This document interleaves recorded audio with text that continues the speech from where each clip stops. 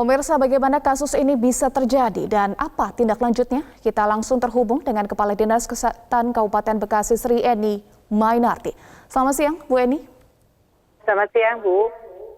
Iya, Bu Eni, bagaimana sebetulnya kasus ini bisa terjadi? Bagaimana NIK WNI bisa dipakai oleh WNA sehingga Pak Wasid ini tidak bisa ikut vaksinasi? Ya, kalau sekarang Pak Wasid sudah divaksinasi ya. Pada prinsipnya seluruh masyarakat Indonesia itu punya hak untuk mendapatkan vaksin. Jadi kalau kemarin mungkin tidak tervaksin dulu karena kita harus telusur. Kita harus cari dulu informasi yang sebenarnya. Jadi memang nomor induk kependudukan yang dimiliki oleh Pak Wasid itu sudah terdaftar atas nama WNA Lee Ik-wong di tanggal 25 Juni 2021 di tempat paksanya di Jakarta. Baik. Kondisi seperti ini mungkin muncul karena memang pada saat pendaftar data membawa nomor induk kependudukan, kami menarik data, menginput data di KPCPEN ya, data piker itu. Nah, pada saat tidak keluar nama, pada saat diinput, kemungkinan seperti itu di Jakarta kemarin, tidak keluar nama, di input data itu ya diisi dengan nama Lee Ik-wong. Kami sendiri melakukan pelaksanaan vaksinasi untuk warga negara asing dengan catatan warga negara asing itu membawa surat keterangan tempat tinggal dengan nomor induk yang dibuat sementara di Indonesia ini.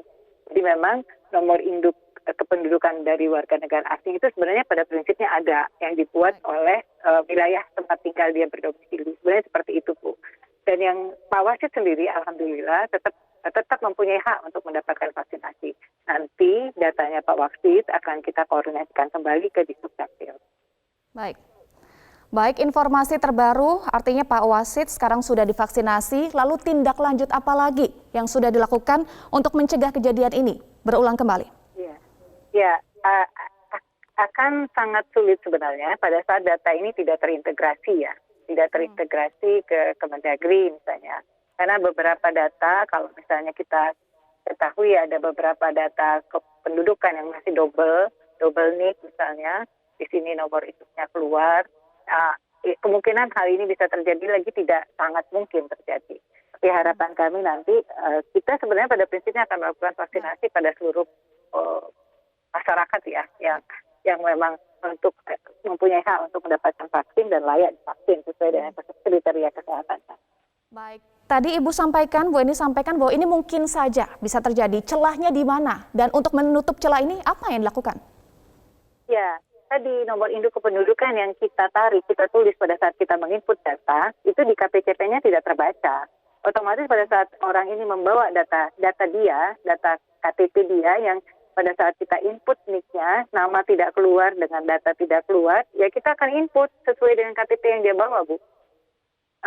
Ya ini kemungkinan data kependudukan yang belum terkonsolidasi di Kemendagri, di Disdukcapil Pusat.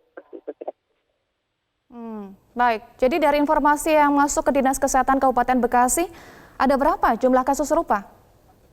Oh, nggak ada, baru satu ini. Tapi kalau misalnya data yang kami kita input itu tidak keluar nama, ada beberapa. Namanya belum langsung keluar, kan biasanya kalau kita input, nama itu akan keluar dengan kriteria jenis kelamin, tanggal lahir, tempat tinggal, sebenarnya harus langsung bisa ketarik dari KPCPEN-nya, data di piker itu. Tapi kalau misalnya tidak keluar, kita akan input. Baik, apa langkah konkret yang dilakukan Dinas Kesehatan untuk mencegah kembali kasus ini? Ya, kalau harapannya memang semua data sudah terintegrasi ya. Pada saat kita mengambil data di KPCPEN, di piker dengan data KPCPEN itu semuanya sudah tidak ada data yang tidak terisi lengkap. Jadi data itu bisa kita tarik sebenarnya. Harapannya seperti itu. Tapi kalau langkah pastinya kami akan berkoordinasi ke Disdukcapil untuk memastikan bahwa NIK Bapak ini akan bisa kita rubah. Nanti hitungannya itu nanti ke Peduli Lindungi, ke piker, semuanya akan bekerja sama untuk memperbaiki sistem yang ada ini. Baik, koordinasi dengan Dukcapil dan diharapkan kasus ini tidak berulang kembali. Terima kasih Kepala Dinas Kesehatan Kabupaten Bekasi, Sri Eni Mainarti, sudah bergabung bersama kami di Metro Siang.